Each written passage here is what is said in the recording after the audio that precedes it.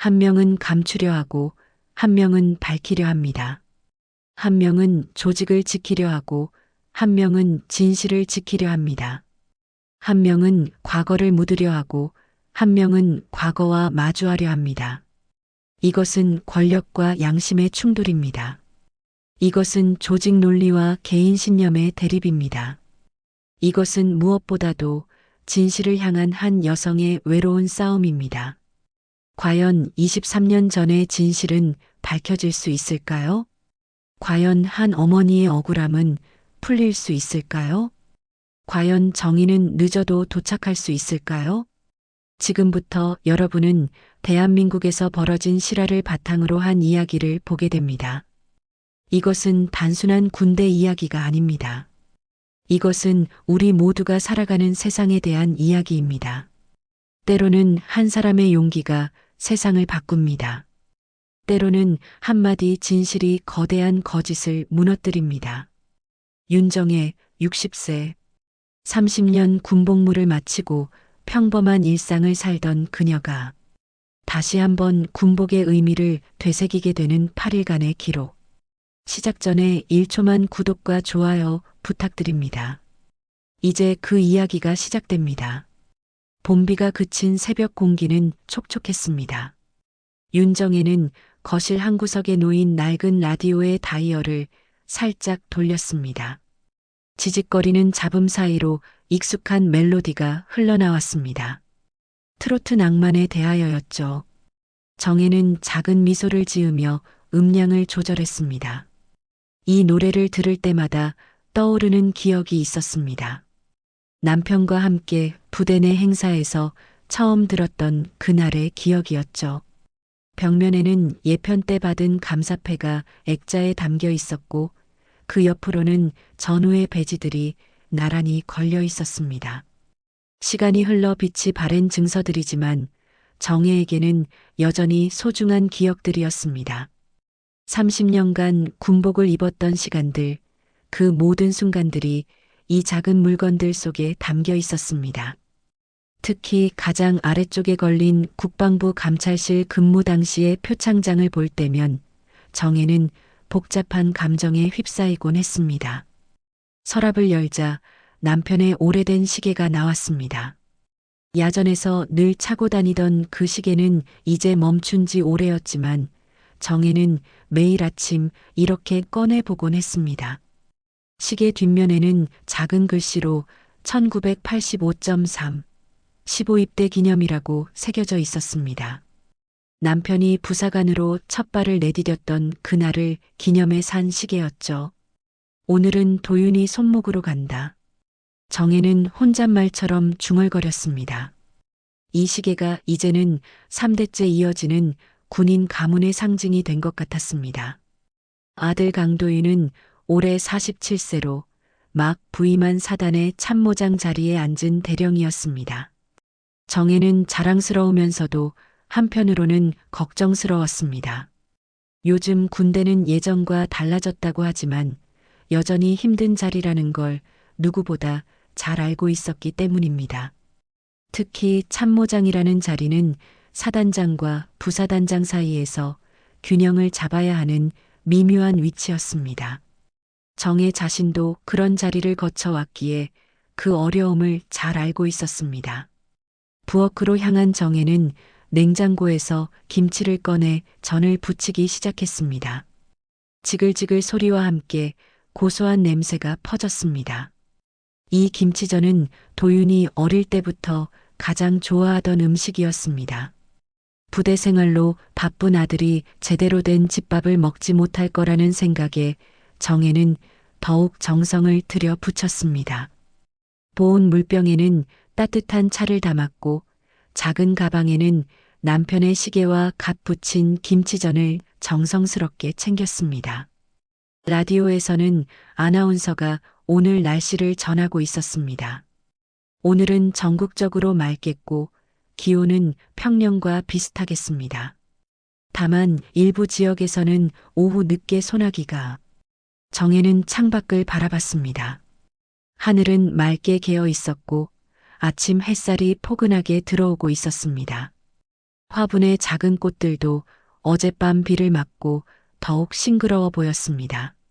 뉴스에서는 국군의 날 행사 준비로 각 부대가 분주하다는 소식을 전하고 있었습니다.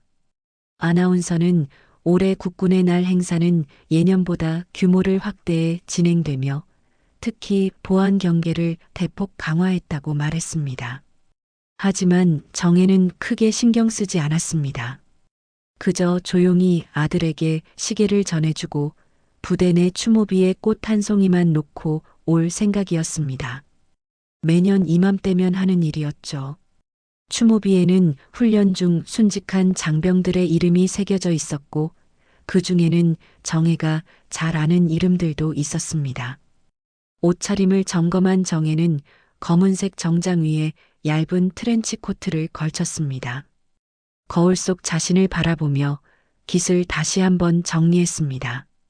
60세가 된 지금도 군인 출신답게 단정한 모습을 유지하고 있었습니다.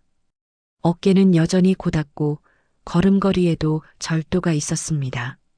가방을 들고 현관문을 나서는 정혜의 발걸음은 가벼웠습니다.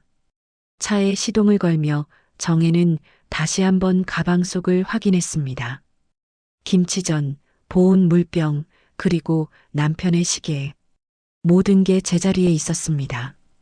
운전석에 앉은 정혜는 백미러를 통해 자신의 모습을 다시 한번 확인했습니다. 오늘은 특별할 것 없는 평범한 하루가 될 거라고 생각했습니다. 아직은 자신에게 어떤 일이 기다리고 있는지, 그리고 그 일이 얼마나 많은 사람들의 인생을 바꿀지 전혀 모른 채로 말입니다. 부대까지는 차로 1시간 정도 걸렸습니다. 정혜는 라디오를 들으며 천천히 운전했습니다. 도로 양옆으로는 봄꽃들이 만개해 있었고 벚꽃잎들이 바람에 날려 앞유리를 스쳐 지나갔습니다. 이런 평범한 일상의 소중함을, 그리고 그 일상이 얼마나 쉽게 흔들릴 수 있는지 정혜는 그때까지도 알지 못했습니다. 사단 정문 위병소는 평소와 다른 분위기였습니다. 전광판에는 VIP 통제 강화라는 문구가 번쩍이고 있었고 근무통제관 원사가 확성기를 들고 절차를 낭독하고 있었습니다. 오늘부터 출입 통제를 강화합니다.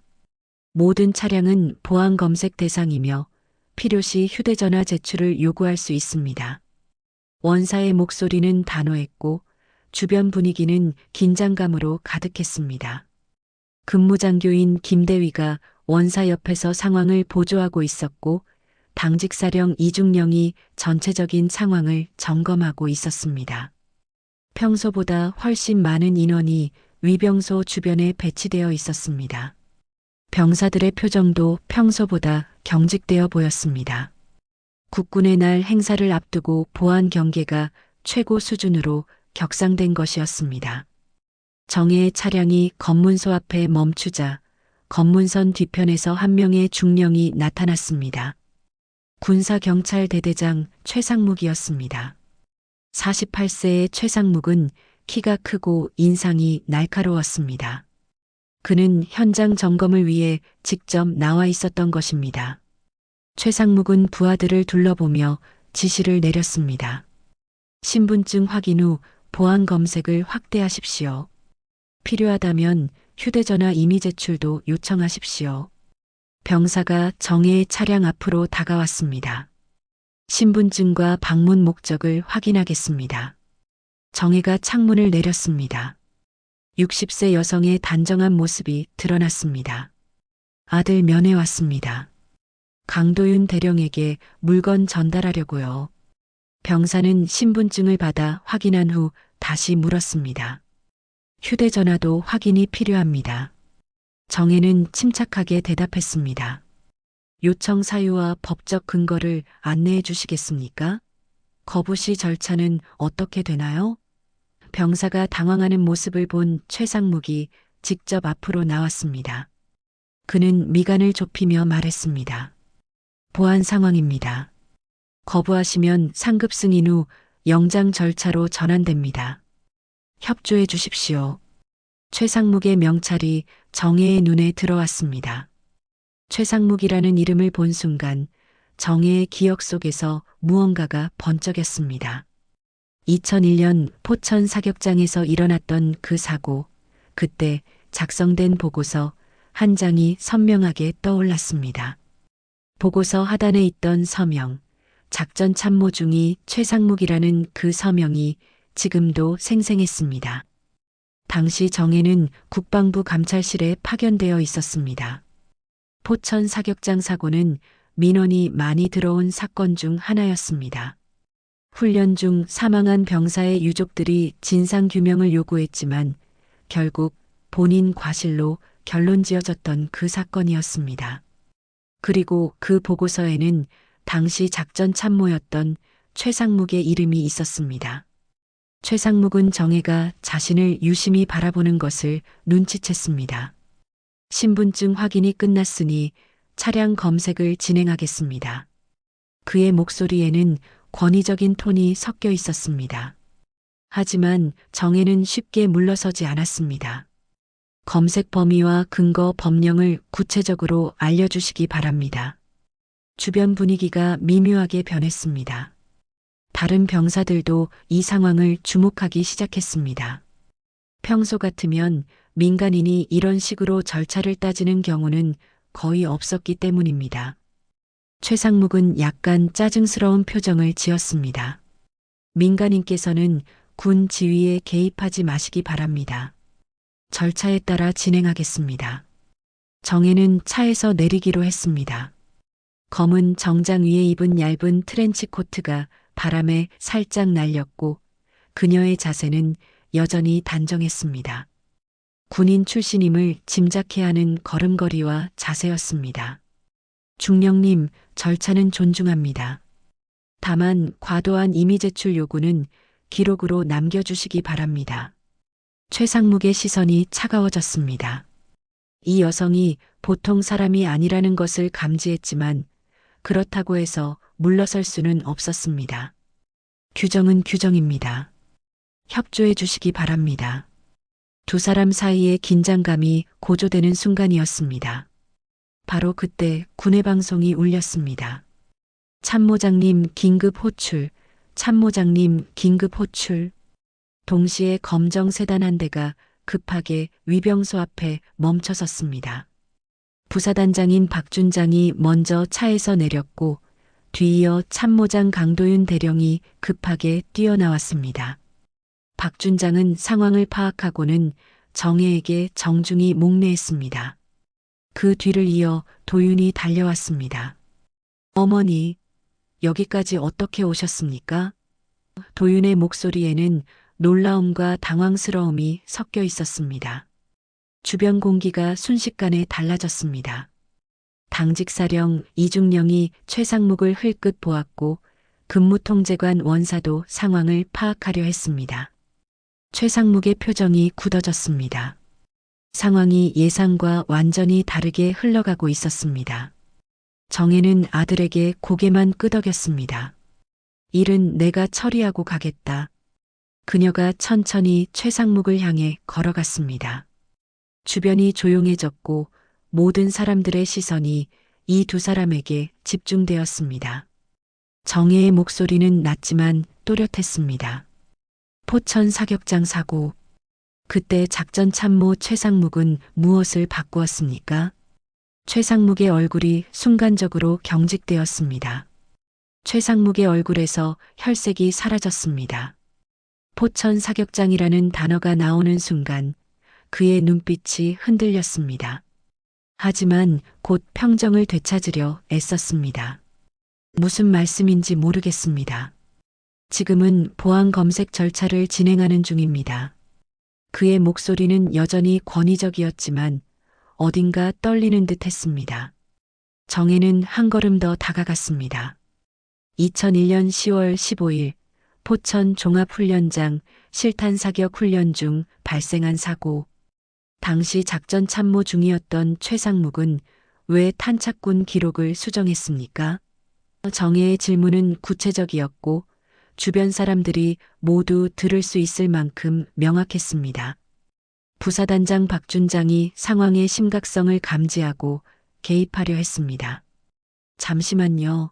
이런 공개적인 자리에서. 하지만 정혜는 박준장을 향해 고개를 저었습니다. 준장님, 이것은 개인적인 문제가 아닙니다. 진실에 관한 문제입니다. 강도윤은 어머니와 최상묵 사이에서 난처한 입장이었습니다. 참모장으로서는 부대 질서를 유지해야 했지만 아들로서는 어머니를 보호해야 했습니다. 어머니, 이 문제는 나중에 따로. 하지만 정혜의 의지는 확고했습니다. 도윤아, 내가 나서면 이 문제는 묻힐 거다.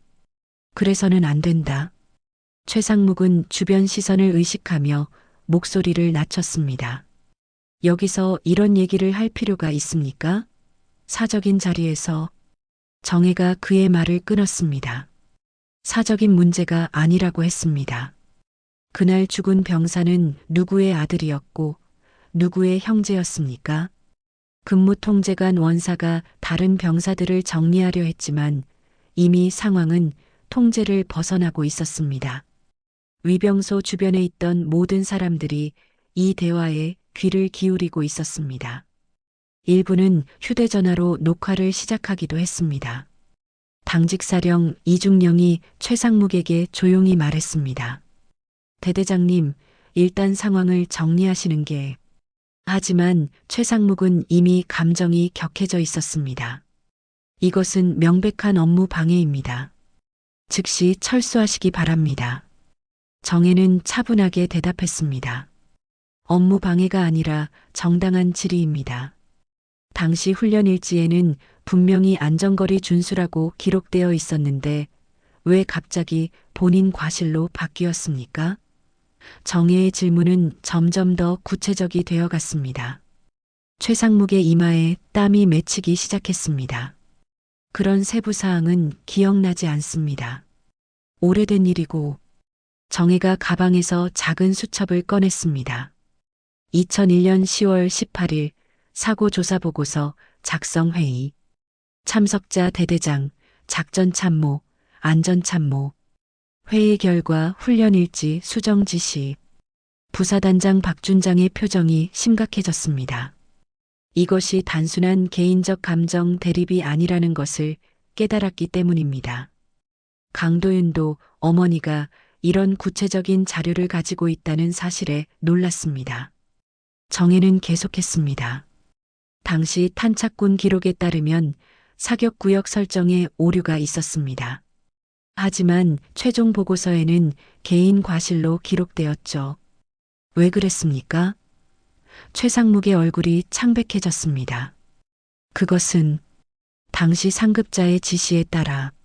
상급자가 누구입니까? 정혜의 추궁이 계속되었습니다. 최상묵은 대답하지 못했습니다. 주변이 정적에 휩싸였습니다. 바람소리와 차량 소음만이 들릴 뿐이었습니다. 그때 한 명의 젊은 병사가 조심스럽게 앞으로 나왔습니다. 군사경찰 소속 병장 정지우였습니다. 23세의 그는 평소 정의감이 강한 것으로 알려져 있었습니다. 실례합니다만 저희 부대에서 보관 중인 자료를 확인해 볼 필요가 있을 것 같습니다. 최상묵이 정지우를 날카롭게 바라봤습니다. 병장, 내가 나설 일이 아니다.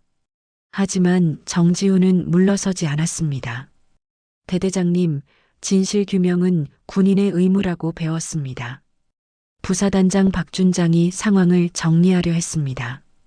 일단 오늘은 여기서 마무리하고 필요하다면 공식적인 절차를 통해.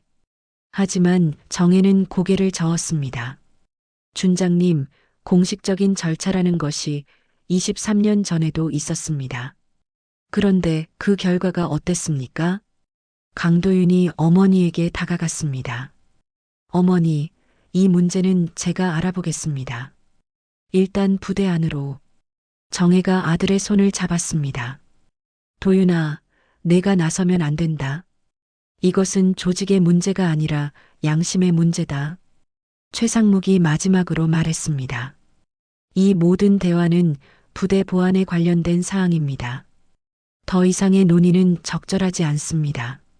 하지만 그의 목소리에는 더 이상 권위가 느껴지지 않았습니다. 정혜는 천천히 고개를 끄덕였습니다. 알겠습니다. 하지만 이 문제는 여기서 끝나지 않을 것입니다. 그녀는 가방에서 남편의 시계를 꺼내 도윤에게 건넸습니다.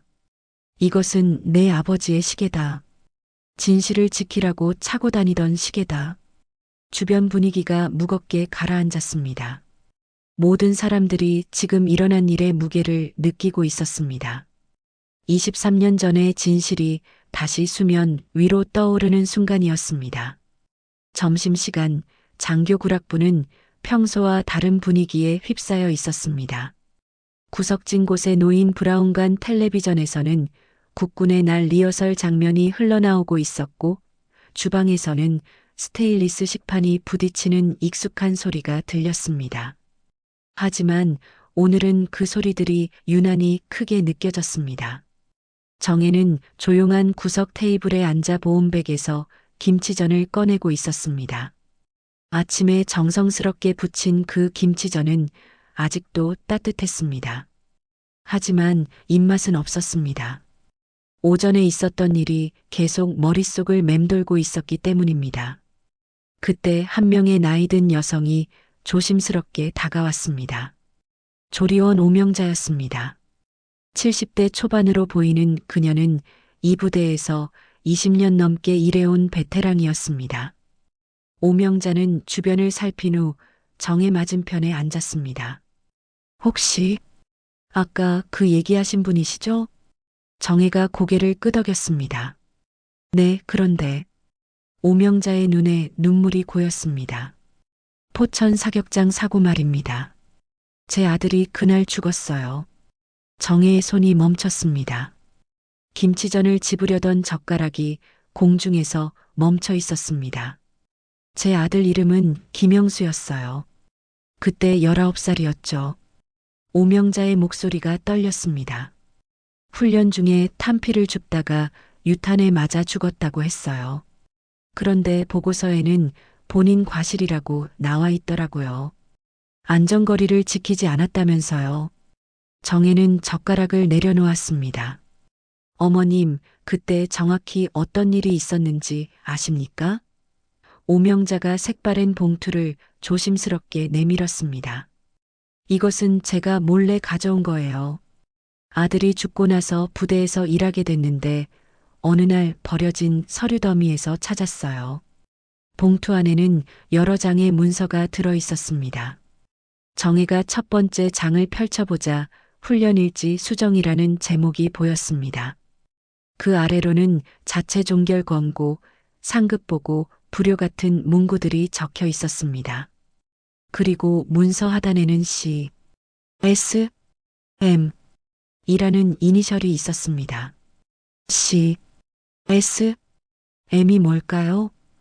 정혜가 물었습니다. 오명자가 작은 목소리로 대답했습니다. 최상묵이에요. 초이생묵. 그때부터 영어 이니셜을 쓰기 시작했거든요. 진급하고 나서부터요. 정혜의 손끝이 떨렸습니다.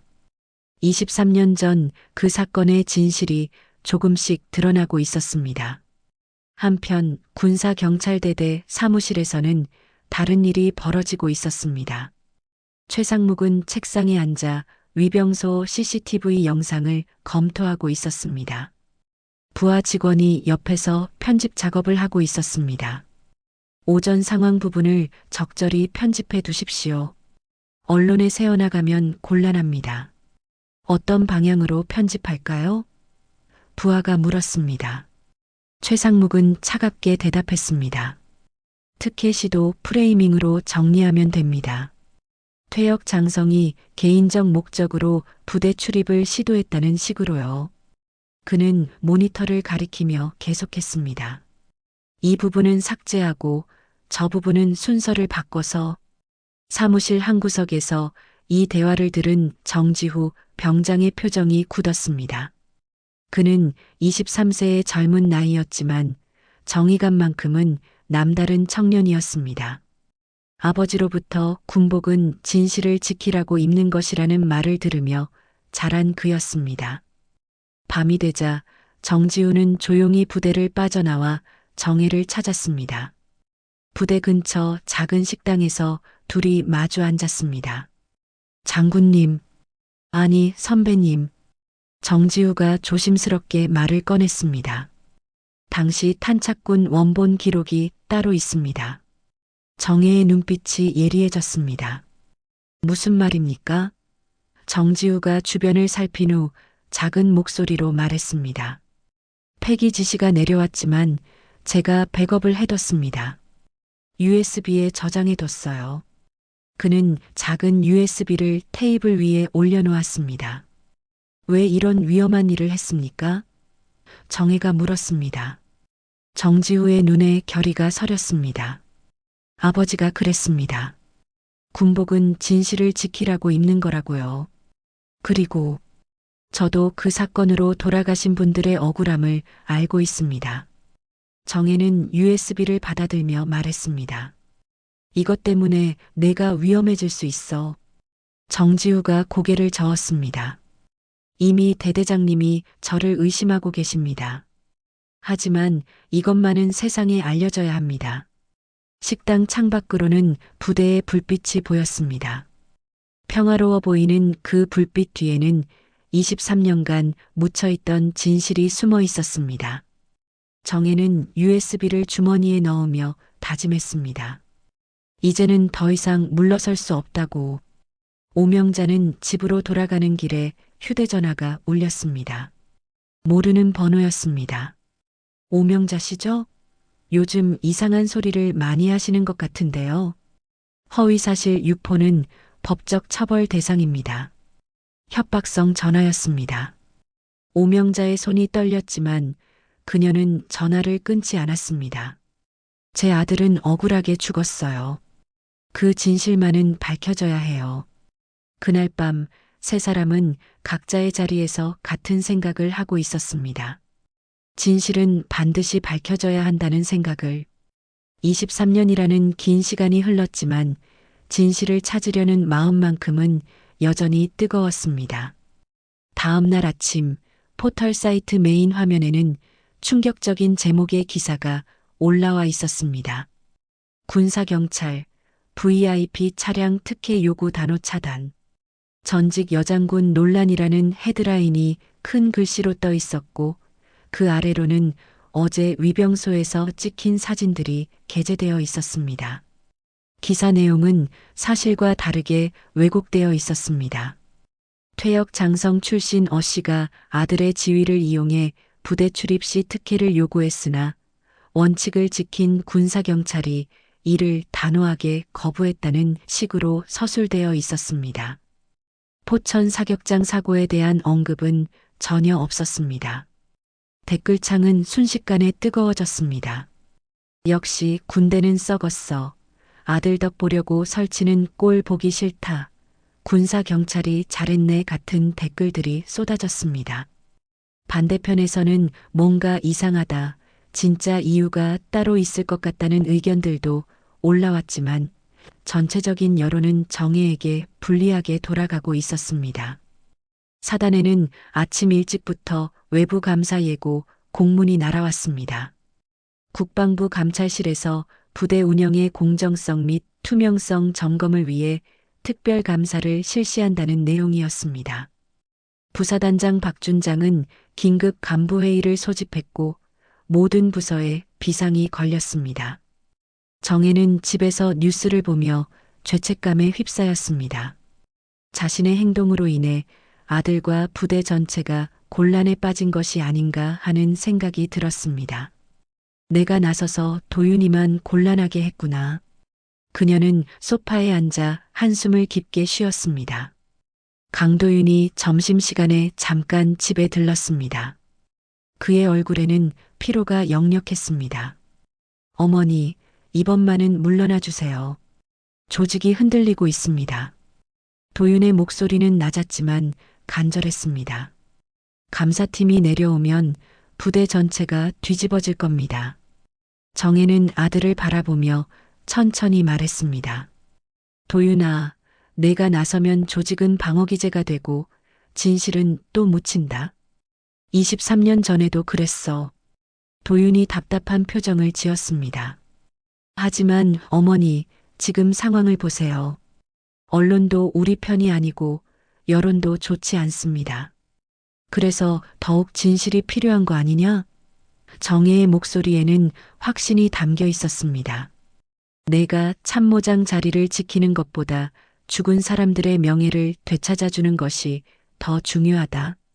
그날 오후 군사경찰대대에서는 정지후의 책상이 수색되었습니다. 최상묵의 지시로 진행된 일이었습니다.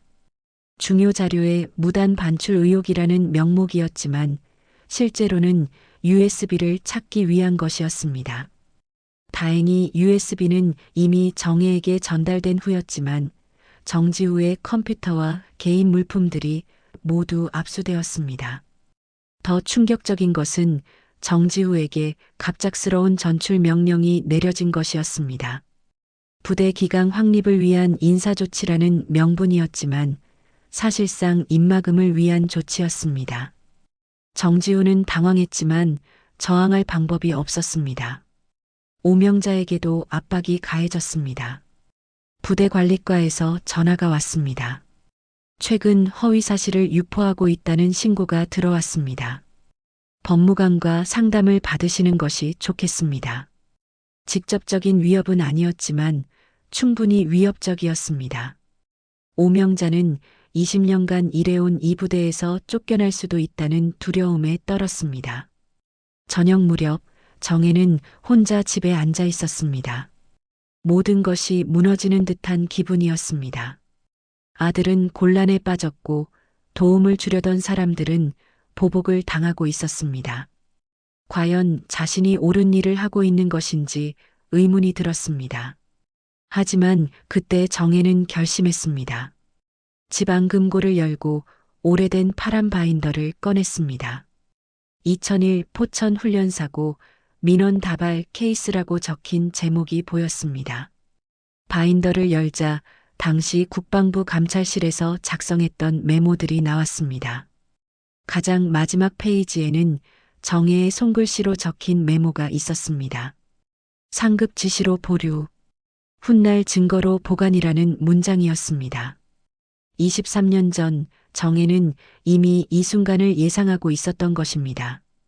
정혜는 바인더를 가슴에 안고 생각했습니다. 23년을 기다렸다. 이제는 더 이상 기다릴 수 없어. 창밖으로는 어둠이 내리고 있었지만 정혜의 마음속에는 새로운 결심이 타오르고 있었습니다. 휴대전화가 울렸습니다. 정지우였습니다. 선배님, 저 내일 전출 갑니다. 하지만 포기하지 마세요. 진실은 반드시 밝혀져야 합니다. 정지우의 목소리는 떨렸지만 의지만큼은 확고했습니다. 정혜는 전화를 끊고 다시 바인더를 열었습니다. 이제는 정말로 마지막 승부를 걸 때가 온 것 같았습니다. 모든 것을 잃을 각오로 진실과 마주할 준비를 해야 했습니다. 밤이 깊어갔지만 정혜는 잠들 수 없었습니다. 23년간 묻혀있던 진실이 마침내 세상에 나올 준비를 하고 있었습니다. 폭풍 전의 고요함이었습니다. 새벽 5시 정혜는 잠에서 깼습니다. 실제로는 밤새 뒤척이며 잠을 이루지 못했던 것이 맞았습니다. 창밖으로는 아직 어둠이 남아 있었지만 그녀의 마음은 이미 결정되어 있었습니다. 여론전이 아닌 절차의 정면 돌파를 선택하기로 한 것입니다. 정혜는 책상에 앉아 3개의 문서를 차례로 작성하기 시작했습니다. 첫 번째는 사단 군사경찰에 제출할 위병소 보안 검색 절차 과잉에 대한 이의 신청서였습니다.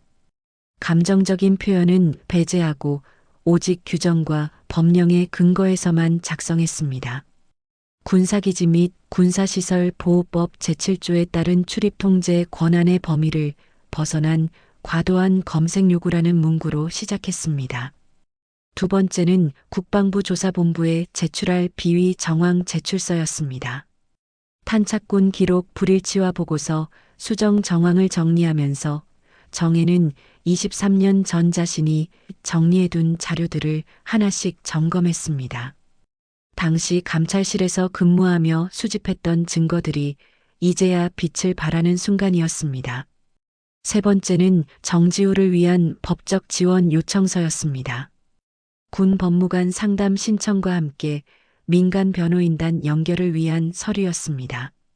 젊은 병사가 정의감 때문에 불이익을 당해서는 안 된다는 생각이었습니다. 오명자를 위해서는 순직 재심 청구 지원 서류를 준비했습니다.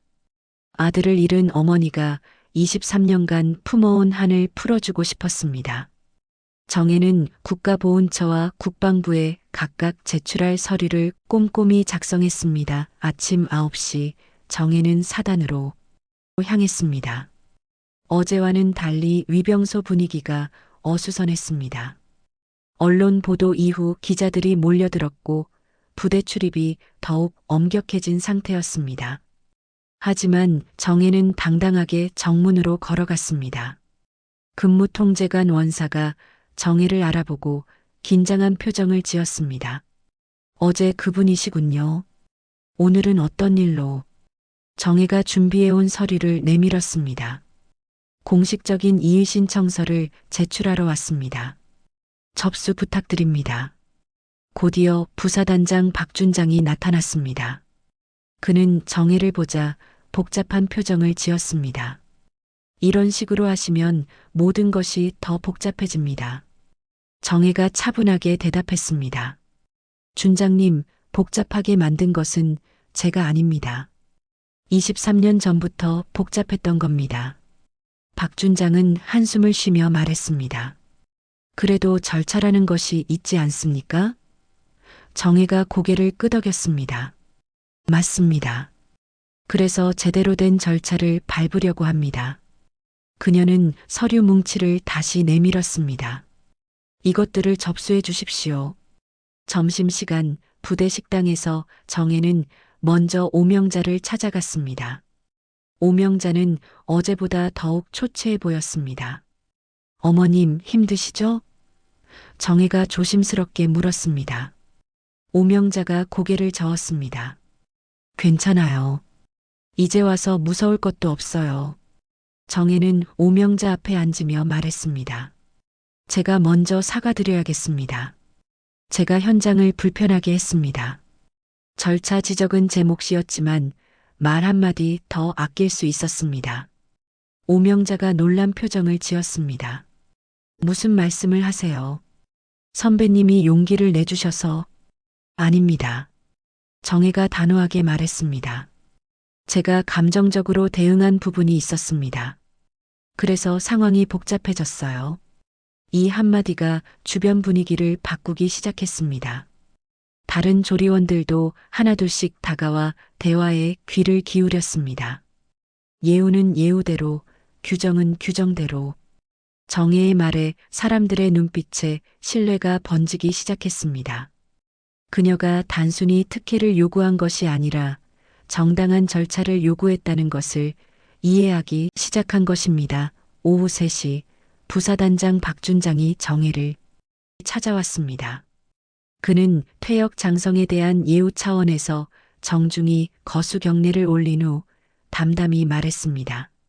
사단은 조사에 성실히 협조하겠습니다. 그리고 개인적으로는 선배님의 용기에 감사드립니다. 박준장의 이 한마디가 부대 내 분위기를 완전히 바꿔놓았습니다. 부사단장이 공개적으로 정혜의 편에 선 것이었습니다. 이는 단순한 개인적 견해가 아니라 부대 차원의 입장 변화를 의미했습니다. 강도윤도 어머니를 찾아왔습니다. 그의 표정에는 어제까지의 당황스러움 대신 결의가 서 있었습니다.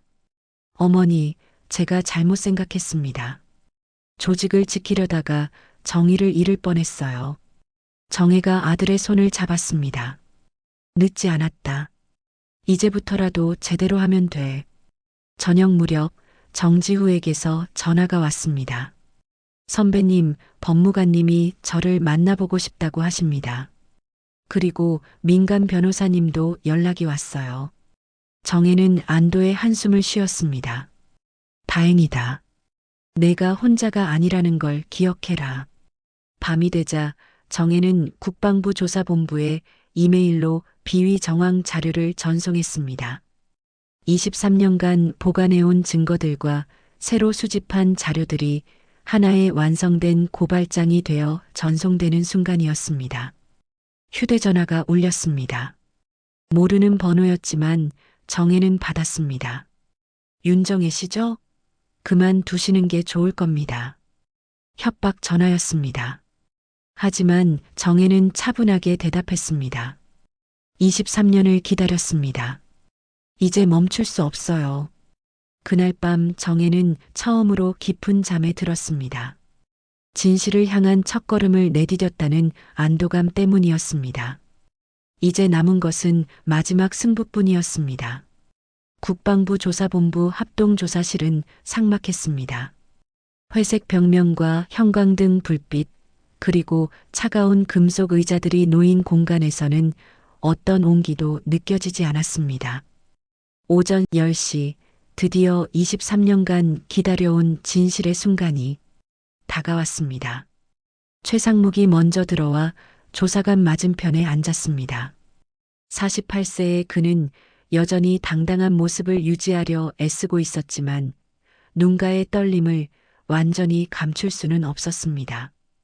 군복은 다림질이 잘 되어 있었고 계급장도 반짝였지만 그의 내면은 이미 무너지기 시작하고 있었습니다.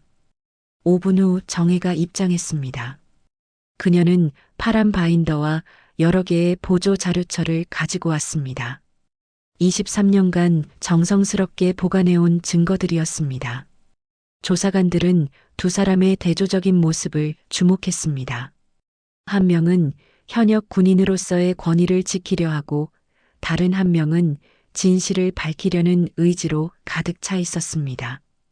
주 조사관이 회의를 시작했습니다. 2001년 포천 종합훈련장 실탄 사격 훈련 중 발생한 사고에 대한 조사를 시작하겠습니다. 정혜가 파란 바인더를 테이블 위에 올려놓으며 말했습니다. 2001년 10월 15일 당시 작전 참모 중이었던 최상묵은 사격 통제 오판을 개인 과실로 바꾸도록 훈련일지 수정을 지시했습니다. 최상묵이 즉시 반박했습니다. 근거 없는 주장입니다. 당시 모든 절차는 규정에 따라. 정혜가 바인더에서 첫 번째 자료를 꺼냈습니다. 당시 탄착군 기록과 사상자 이송 시간이 맞지 않습니다. 여기 원본 기록이 있습니다. 그때 문이 열리고 정지우가 들어왔습니다. 그는 손에 작은 파일 박스를 들고 있었습니다. 이것이 원본 탄착군 기록과 보조 기록입니다. 편차가 명백합니다. 정지우의 목소리는 떨렸지만 분명했습니다. 그는 USB에서 복사한 모든 자료를 인쇄해서 가져온 것이었습니다. 조사관이 자료를 검토하며 물었습니다. 이 기록들의 출처는 확실합니까? 정지우가 고개를 끄덕였습니다. 네, 부대 자료실에서 폐기 직전에 백업한 것들입니다. 디지털 서명과 타임스탬프도 남아 있습니다. 최상묵의 얼굴이 창백해지기 시작했습니다. 하지만 그는 여전히 버티려 했습니다. 그런 오래된 자료의 신빙성을. 그때 또 다른 문이 열리고 오명자가 들어왔습니다. 70대의 그녀는 떨리는 손으로 색바랜 봉투를 꺼냈습니다. 내 아들은 통제선 밖으로 나가란 지시를 받고 탄피를 줍다 죽었습니다. 오명자의 목소리가 조사실에 울렸습니다. 이것은 그때 제가 몰래 가져온 문서입니다. 훈련일지 수정 지시서예요. 그녀가 봉투에서 꺼낸 문서에는 C, S, M 이니셜이 선명하게 남아 있었습니다. 조사관들이 서로 눈을 마주쳤습니다. 증거들이 하나씩 맞아떨어지고 있었습니다. 최상묵은 이제 완전히 궁지에 몰렸습니다. 그것은 당시 상황이 복잡해서 그의 변명은 점점 약해졌습니다. 그때 마지막으로 강도윤이 조사실에 들어왔습니다. 참모장으로서 그는 자신의 모친을 보지 않으려 했습니다. 대신 그는 조사관들을 향해 정확한 자세로 서서 말했습니다. 사단은 1차 자료를 전부 제출했습니다. 그가 들고 온 것은 규정집과 내부 보고서들이었습니다. 도윤이 최상묵을 향해 말했습니다. 최중령, 위병소 CCTV 편집 로그와 경계 근무 지시 로그에서 어젯밤 수정 흔적이 확인되었습니다. 이 말은 최상묵에게 치명타였습니다. 현재의 증거 조작까지 발각된 것이었습니다. 정혜가 마지막 카드를 꺼냈습니다. 파란 바인더의 가장 마지막 장이었습니다. 민원 처리 보류 의견서 윤정희라고 적힌 제목 아래 붉은 펜으로 적힌 문장이 있었습니다. 상급 지시로 막힌다. 훗날의 증거로 보관한다. 23년 전 저는 이미 이 사건의 진실을 알고 있었습니다. 정혜의 목소리는 조용했지만 강력했습니다. 하지만 상급 지시로 조사가 중단되었고 저는 이 자료들을 증거로 보관해 왔습니다. 조사관이 정혜에게 물었습니다. 당시 상급자가 누구였습니까? 정혜가 바인더에서 또 다른 문서를 꺼냈습니다. 당시 감찰실장이었던 김모 준장입니다. 하지만 그분은 이미 작고하셨고 진짜 문제는 누가 그분에게 압력을 가했느냐입니다. 최상묵의 어깨가 내려앉았습니다. 더 이상 변명할 여지가 없었습니다. 모든 증거가 그를 향해 있었고 23년간 숨겨왔던 진실이 마침내 햇빛을 보게 되었습니다. 저는 단지 그의 목소리가 잠겼습니다. 주 조사관이 정리했습니다. 증거 검토 결과 2001년 포천 사격장 사고에 대한 보고서 조작 정황이 명확합니다. 그리고 최근 CCTV 편집을 통한 증거 인멸 시도도 확인되었습니다. 조사실은 정적에 휩싸였습니다. 정혜는 조용히 자리에서 일어났습니다. 23년간의 무게가 마침내 그녀의 어깨에서 내려가는 느낌이었습니다. 진실은 늦어도 결국 도착한다는 것을 다시 한번 확인한 순간이었습니다. 최상묵은 고개를 숙인 채 한마디도 하지 못했습니다. 그의 23년간의 거짓말이 마침내 끝나는 순간이었습니다. 몇 주 후 결과가 나왔습니다. 최상묵은 직무유기, 직권남용, 증거인멸 혐의로 입건되었습니다. 군사법원은 그에게 징역 2년에 집행유예 3년을 선고했고 전역 처분도 함께 내려졌습니다. 23년간 숨겨왔던 진실의 대가는 그의 군인 인생 전체였습니다. 포천 사건은 국방부 차원에서 재조사에 착수했습니다. 당시 사망한 김영수 일병을 비롯해 같은 사고로 부상당한 3명의 병사들에 대한 재평가가 이루어졌습니다. 조사 결과 사격 구역 설정 오류와 안전통제 미비가 사고의 주원인으로 밝혀졌습니다. 오명자의 아들 김영수 일병은 마침내 순직으로 재분류되었습니다. 23년 만에 그의 명예가 회복된 것이었습니다. 국가보훈처에서는 공식 사과와 함께 순직연금을 소급 지급하기로 했습니다. 오명자는 아들의 위패 앞에서 하염없이 눈물을 흘렸습니다. 영수야, 이제야 내 억울함이 풀렸구나. 부대 내 추모비에는 새로운 명판이 추가되었습니다. 기존의 훈련 중 순직한 용사들을 기리며라는 문구 아래에 한 줄이 더 새겨졌습니다. 진실은 늦어도 도착한다. 이 문구는 정혜가 제안한 것이었고 부대 전체의 만장일치로 결정되었습니다. 정지우는 전역을 일주일 앞두고 정혜를 찾아왔습니다. 23세의 그는 이제 훨씬 성숙해 보였습니다. 선배님 덕분에 많은 것을 배웠습니다.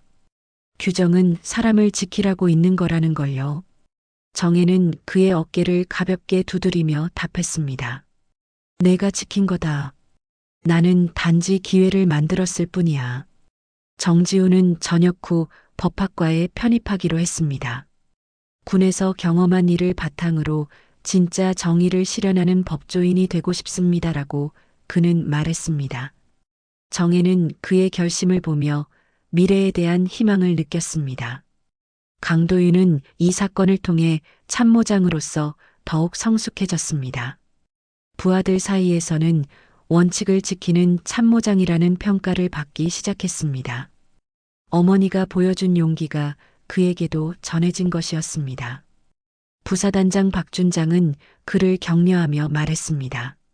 자네 어머니 덕분에 우리 부대가 더 깨끗해졌네. 사단 전체에도 변화의 바람이 불었습니다. 투명성과 공정성을 강조하는 새로운 지침들이 만들어졌고 병사들의 권익 보호를 위한 제도들이 개선되었습니다. 특히 사고 조사 과정에서는 외부 전문가들이 참여하는 시스템이 도입되었습니다. 언론의 보도 태도도 바뀌었습니다. 처음에는 전직 여장군의 특혜 요구라고 보도했던 매체들이 진실이 밝혀진 후에는 23년 만에 밝혀진 진실이라는 제목으로 정정 보도를 내보냈습니다. 일부 언론은 성급한 보도에 대해 공식 사과하기도 했습니다. 해가 질 무렵 정혜는 추모비 앞에 서 있었습니다. 손에는 하얀 국화 한 송이가 들려 있었습니다. 23년 전 이곳에서 시작된 진실 찾기가 마침내 끝났습니다. 김영수 일병, 이제 편히 쉬세요라고 그녀는 조용히 중얼거렸습니다. 강도윤이 어머니 곁으로 다가왔습니다. 정혜는 남편의 오래된 시계를 아들에게 건넸습니다. 자, 참모장. 이제 내 시간이야. 시계는 여전히 멈춰 있었지만 그 의미는 살아 있었습니다. 규정은 사람을 지키라고 있는 것. 잊지 마라. 도윤은 시계를 손목에 차고 정중히 묵례했습니다. 예, 그렇게 하겠습니다. 그의 목소리에는 확신이 담겨 있었습니다. 아버지와 어머니로부터 이어받은 군인 정신을 이제 그가 계승해야 할 차례였습니다. 두 사람이 추모비를 떠나 정문으로 향할 때 근무통제관 원사와 병사들이 정확한 자세로 인사를 붙였습니다. 어제까지만 해도 형식적이었던 그 인사가 오늘은 진심이 담겨 보였습니다. 정혜는 그들을 향해 고개를 끄덕여 응답했습니다. 차에 올라탄 정혜는 라디오를 켰습니다. 며칠 전과 같은 트로트 낭만에 대하여가 흘러나왔습니다. 하지만 이제 그 멜로디가 훨씬 가볍게 들렸습니다. 세상은 조금 바뀌었고 그녀의 마음도 한결 가벼워졌습니다.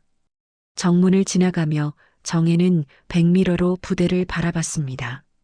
저녁 무렵의 부대는 평화로워 보였습니다. 하지만 이제는 그 평화가 진실 위에 세워진 것이라는 확신이 있었습니다. 23년간 숨겨져 있던 거짓 위의 평화가 아니라 진실을 마주한 후의 진정한 평화였습니다. 집으로 향하는 길에 정혜는 창문을 조금 열었습니다. 저녁 바람이 시원하게 들어왔습니다. 라디오에서 흘러나오는 옛 노래가 남편 시계의 초침 소리와 겹치는 것 같았습니다. 비록 시계는 멈춰 있었지만 시간은 여전히 흘러가고 있었습니다. 오늘도 시간은 사람을 향해 또박또박 흘러갔습니다. 진실을 찾는 사람들을 향해, 정의를 실현하려는 사람들을 향해, 그리고 더 나은 내일을 만들어가는 모든 사람들을 향해 말입니다. 정혜는 그 시간의 흐름 속에서 자신의 역할을 다했다는 만족감을 느꼈습니다. 집에 도착한 정혜는 거실의 라디오 음량을 높였습니다. 내일 아침에도 이 자리에서 새로운 하루를 시작할 것이었습니다. 하지만 이제는 23년간의 무거운 짐을 내려놓고 가벼운 마음으로 시작할 수 있을 것 같았습니다.